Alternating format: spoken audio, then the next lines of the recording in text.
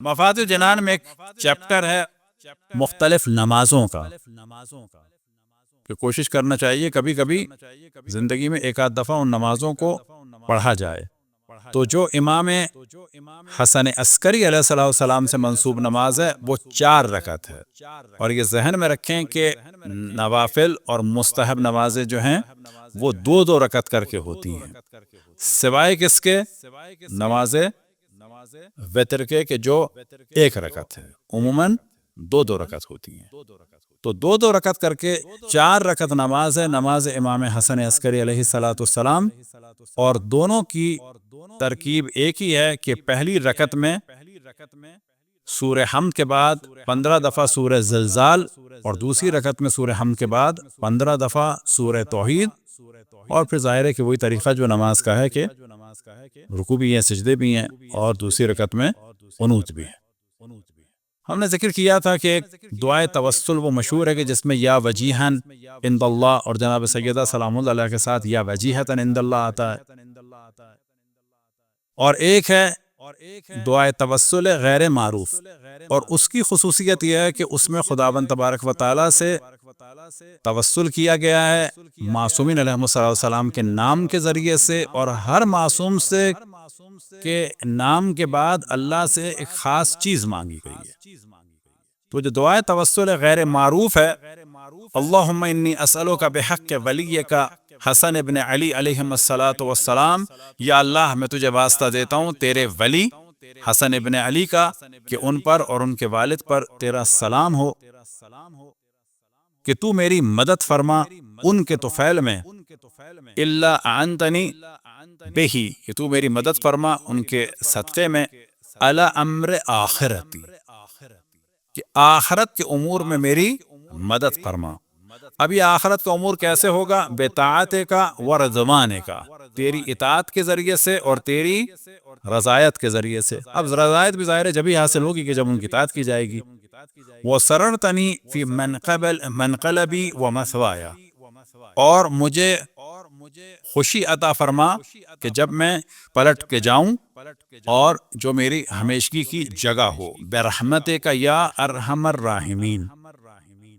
تو یہاں سے پتہ چلا کہ اللہ سبحانہ و تعالیٰ سے جب مدد مانگی جا رہی ہے امام حسن عسکری علیہ السلام کے ذریعے سے، تو امور آخرت کی ہے، ایسا نہیں دوسرے کام کے لیے مدد نہیں مانگ سکتے، یہ بات ہو رہی ہے صرف دعائے توسل کے لیے۔ اور یہاں سے اشارہ ملتا ہے کہ امر آخرت میں جب دعا کریں ہم تمام معصومین کے نام سے کر سکتے ہیں، کوئی یہ نہ کہ جی مولانا نے منع کر دیا۔ بعض دفعہ لوگ بات کو اپنے پاس سے تفسیر کرتے ہیں، کوئی یہ نہ کہ جی انہوں نے کہا ہے مولانا نے کہ جی امر آخرت میں صرف امام حسن عسکری سے ہونا، ہم نے ایسا کچھ نہیں کہا۔ کوئی یہ بھی نہ کہ کسی اور کا نام نہ لیں، یہ بھی ہم نے نہیں کہا۔ کسی بھی معصوم کا نام لے کے ہم کہہ سکتے ہیں کہ یا اللہ تجھے واسطہ ہے رسول اللہ کا، جناب سیدہ کا، امام حسن کا، امام حسن، کسی کا بھی نام لے کے کہ میری آخرت کی منزل کو آسان فرما۔ اپنے والدین کے لیے بھی کہہ سکتے ہیں، لیکن اس دعائے توسل میں یاد رکھیں، اس دعائے توسل میں ہم امور آخرت کے لیے جو واسطہ قرار دیا ہے خداوند تبارک و تعالیٰ کی بارگاہ میں، وہ امام حسن عسکری علیہ الصلوۃ والسلام کو قرار دیا ہے۔ ہم سب کے یا اللہ تجھے واسطہ امام حسن عسکری علیہ الصلوۃ والسلام کا، ہم سب کے بزرگان، ہم سب کے والدین کے درجات کو امام حسن عسکری علیہ الصلوۃ والسلام کے صدقے میں بلند سے بلند فرما۔ ان کی آخرت کی تمام مشکلات کو امام حسن عسکری علیہ الصلوۃ والسلام کے صدقے میں۔ ہماری والدہ کے خالہ زاد بھائی تھے مولانا راحت حسین عابدی۔ ہماری والدہ نے ان سے کہا تھا کچھ مشکلات ہیں، میں کیا کروں؟ تو انہوں نے فرمایا تھا کہ میں تمہیں ایک چیز بتا رہا ہوں، ہر چیز اس سے حل ہو جائے گی۔ انہوں نے فرمایا تھا کہ جب بھی مشکل آئے کہو یا امام حسن عسکری ادرکنی، یا امام حسن عسکری ادرکنی، یا امام حسن عسکری ادرکنی، یا امام حسن عسکری ادرکنی۔ اب یہاں پہ پھر کہا جائے، کوئی یہ نہ سمجھے کہ دوسروں سے توسل نہیں کیا جا سکتا، یعنی انہوں نے فرمایا کہ جب بہت زیادہ مشکل ہو تو ان کو یاد کرو۔ اب یہ اس وجہ سے بھی ہے کہ بعض کو مثلا ممکن ہے انہیں خواب آیا، یا ممکن ہے کہ انہوں نے، ہمیں نہیں پتا کیا ہے، کچھ نہیں پتا، یا ممکن ہے انہوں نے کوئی خاص کسی استاد نے کہا ہو، یا ممکن ہے کہ وہ خاص کچھ اعمال انجام دیتے ہوں امام حسن عسکری کے لیے، یا ممکن ہے کہ انہوں نے امام زمان سے بہت توسل کیا اور انہوں نے کہا ہو کہ آپ میرے والد کو پکاریں۔ بعض دفعہ یہ معصومین نے کہا ہے کہ ابھی ان کو پکارو تم۔ اس کی وجہ یہ ہو سکتی ہے کہ معصومین میں سے کسی ایک کی جانب ذہن میں نہ رہے کہ صرف ان کو پکارنا ہے، بلکہ سب کے بارے میں رہے کہ یہ سب کے سب جو ہیں وہ اللہ سبحانہ و تعالیٰ کی بارگاہ میں کیا ہیں؟ وسیلہ ہیں اور شفیع ہیں، اور یہ سب کے سب باب الحوائج ہیں۔ صلوات پڑھیں بر محمد و آل محمد۔ روایتیں ہم پہلے پڑھ چکے ہیں، لیکن اس کو دوبارہ پڑھ دیں کیونکہ یہ روایتیں صرف ایک دفعہ پڑھنے کی نہیں ہیں، یہ ہماری زندگی میں ان کا دخل ہونا چاہیے۔ امام فرماتے ہیں لیست العبادت کثرت الصیام والصلاۃ، کہ اصل عبادت یہ نہیں ہے کہ کثرت سے نماز پڑھی جائے اور کثرت سے روزے رکھے جائیں اور نمازیں پڑھی جائیں۔ ابھی ہم نے کیوں ایسا کہا؟ کیونکہ پہلے امام نے فرمایا ہے سیام، ہم نے غلطی میں کیا کہا تھا؟ نماز اور روزے۔ تو اصل ترجمہ کیا ہوگا؟ کثرت سے روزے رکھنا یا کثرت سے نماز پڑھنا، یہ اصل عبادت نہیں ہے۔ اصل عبادت کیا ہے؟ انما العبادت کثرت التفکر فی امر اللہ، خداوند تبارک و تعالیٰ کی خلقت میں اور امر خداوند تبارک و تعالیٰ میں کثرت سے تفکر کیا جائے، اس کی مخلوقات کو دیکھا جائے اور اس پر تفکر کیا جائے۔ پھر امام ایک جگہ فرماتے ہیں خصلتان لیس فوق ہما شیء، الایمان باللہ و نفع الاخوان، کہ دو خصلتیں ایسی ہیں کہ ان سے اوپر کچھ نہیں ہے۔ پہلی خصلت کیا ہے؟ اللہ پر ایمان۔ اللہ پہ ایمان کے بعد دوسری خصلت کیا ذکر فرما رہے ہیں؟ اپنے بھائیوں کو فائدہ پہنچانا۔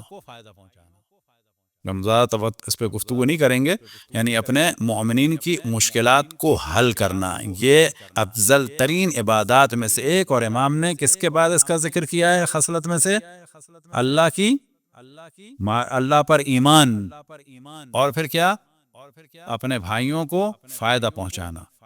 امام فرماتے ہیں قولوا للناس حسنا، للناس نہیں فرمایا قولوا للمؤمنین حسنا، یہ قرآن کا ہے قولوا للناس حسنا، کہ انسانوں کے ساتھ جو ہے وہ اچھے طریقے سے با اخلاق گفتگو کرو، ہر انسان کے ساتھ، مؤمنہم و مخالفہم، مومن ہوئے چاہے مخالف ہوں۔ اما المؤمنون فیبسط لہم وجہہ، یہ روایات میں ہے کہ مومنین کے ساتھ جو ہے وہ مسکرا کے ہمیشہ بات کرو۔ تو فرماتے ہیں یہ تو ہے مومنین کے ساتھ، یہ تو ہے ہی ڈیوٹی۔ اور میں ہمیشہ کہتا ہوں جو بالکل ایکسپریشن لیس مومنین ہوتے ہیں نا، انہیں سوچنا چاہیے کہ تھوڑا سا مسکرا دیں، مسکراتے میں کچھ نہیں جاتا۔ مسکرانا اور مسکرا کے جو ہے وہ کرنا چاہیے تاکہ کسی کو جو ہے محسوس نہ ہو، اور اگر کسی کو لگے بھی کہ ہم نے اس دفعہ سرسری بات کری تھی، بعد میں کیا میں سوچ رہا تھا، کچھ پریشان تھا، معذرت آپ پہ توجہ نہیں دے پایا۔ وَأَمَّا مُخَالِفُهُمْ فَيُكَلِّمُ بِالْمُدَارَاتِ لِاجْتِذَابِهِمْ إِلَى الْإِيمَانِ، اور وہ جو بے ایمان لوگ ہیں، وہ جو مخالف ہیں، ان کے ساتھ بھی اچھی طریقے سے بات کرو تاکہ ان کو جذب کیا جا سکے ایمان کی جانب۔ تو پہلے میں مومنین کے ساتھ تو ہماری ذمہ داری ہے، لیکن جو غیر مومنین ہیں ان کے ساتھ کیا ہے؟ وہ ایک تبلیغی کام بھی ہے کہ پیار سے، محبت سے، مسکرا کے ان سے بات کریں تاکہ وہ ایمان کی جانب آئیں۔ صلوات پڑھیں بر محمد و آل محمد۔ پھر ایک روایت میں امام فرماتے ہیں ان مدارۃ اعداء اللہ، اب یہ روایت بہت اگر دیکھیں جائے تو آنکھیں کھولنے والی ہے، کہ اللہ کے دشمنوں کے ساتھ مدارات۔ مدارات کیا ہوتی ہے؟ جیسے ہم کہتے ہیں اردو میں خاطر مدارات، یعنی بڑے اچھے طریقے سے ملنا، ہیلو ہائے کیا حال ہے، آئیں بیٹھیں، یہ سب مدارات اچھی طریقے سے، یعنی اخلاق طریقے سے ملنا۔ کس کے ساتھ؟ اللہ کے دشمنوں کے ساتھ بات ہو رہی ہے، یہ مثلا کوئی عام بات نہیں ہو رہی، فاسق کی بات نہیں ہو رہی، فاسق اللہ کا دشمن نہیں ہوتا، اللہ کے دشمن کی بات ہو رہی ہے، اس کے ساتھ کیا کرو؟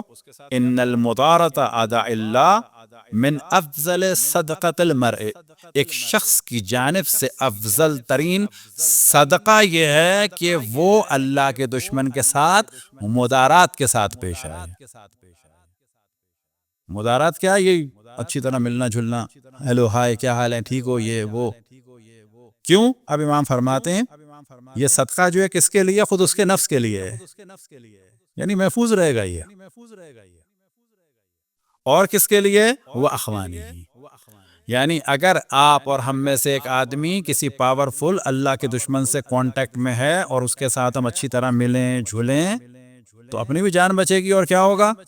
بہت سارے ہمارے شیعوں کی جان بھی بچ جائے گی۔ لیکن یہاں پر بات نہیں ہو رہی کہ اب حق بیان نہ کریں، حق بیان کرے انسان، ہدایت کے لیے وہ کرے، لیکن انبیاء کا طریقہ بھی یہی ہوتا تھا کہ وہ اللہ کے دشمن کے ساتھ بھی بات بھی جو کرتے تھے، حتیٰ حضرت موسیٰ اور ہارون کو جب حکم ہوا کہ فرعون کے پاس جائیں تو کیا کہا؟ وَقُولَ لَهُ قَوْلًا لَيِّنًا، کہ جاؤ اس کے پاس نرمی سے اس سے بات کرنا۔ صلوات پڑھیں بر محمد و آل محمد۔